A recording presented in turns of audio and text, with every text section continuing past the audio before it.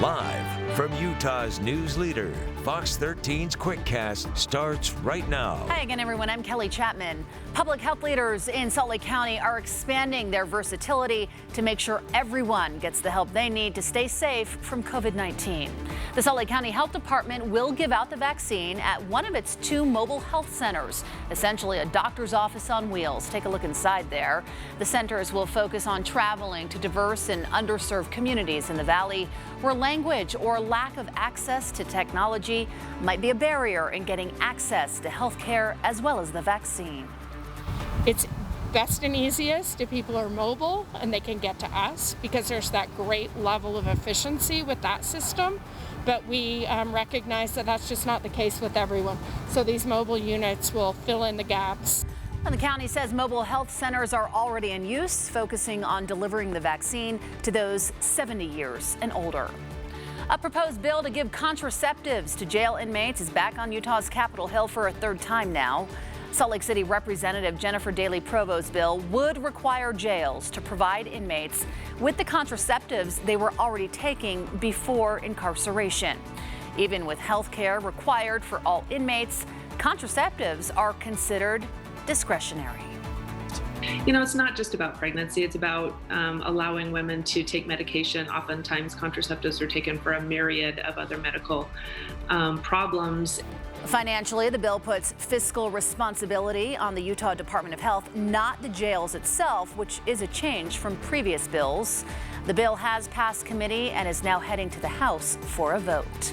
Lawmakers are also proposing a sweeping series of bills dealing with data privacy. St. George Representative Walt Brooks's bill would give companies an affirmative defense in a lawsuit if they can prove they keep data security up to date. It doesn't give them immunity, and it doesn't release them from liability, especially if they're negligent. Lawmakers are also running a number of bills, from regulating government's use of facial recognition to criminalizing catfishing. Right now, Utah is on track to have a historically dry winter. And even though UDOT snowplow drivers haven't had to clear the roads very often, they still have stayed busy. Instead, crews, they've been fixing potholes, maintaining our drainage, street sweeping, cleaning up litter, and a whole lot more. Typically, they don't have time for all this during the winter. In fact, in some parts of the Salt Lake Valley, some snowplows have barely left the stations. We have been up helping the canyon sheds a few times, but that's been the only time that we've actually plowed any snow this year. Crews say this has given them some much needed time to try and get ahead in other areas. And they are ready if and when the snow decides to fall. Allison. And those canyons will need some help tonight. Here in the valleys, we're also seeing some areas of light snow. Expect this to stick around through the evening, but minimal accumulations here across the state. We are seeing some slick roads, though, for Bryce Canyon down through Zion National Park.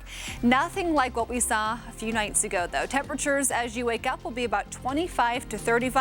Wind will still be a big factor through Friday for a lot of the state. For St. George, highs will be in the low 50s tomorrow. By Friday, widespread rain for the St. George area with highs in the low 40s, close to 50 this weekend. And for the Wasatch Front, we'll have that chance for rain and snow through early Saturday periods. So it won't be a whole whiteout the next couple of days. We'll have that kind of on and off, and some more chances for rain and snow middle of next week. But it should be a pretty nice weekend. Kelly? Yeah, it looks like it, Allison. Thanks. Well, the Utah Teacher of the Year is now one of 4 finalists for the National Teacher of the Year Award. This is a big deal. That's Mr. John Arthur right there. He teaches 6th grade at Meadowlark Elementary School in Salt Lake City.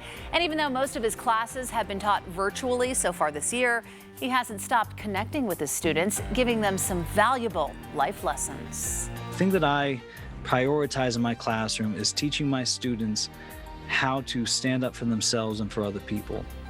Good life lesson. The winner of the award will be announced this spring. Arthur is the first Utahn to become a national finalist since 1979. Congratulations.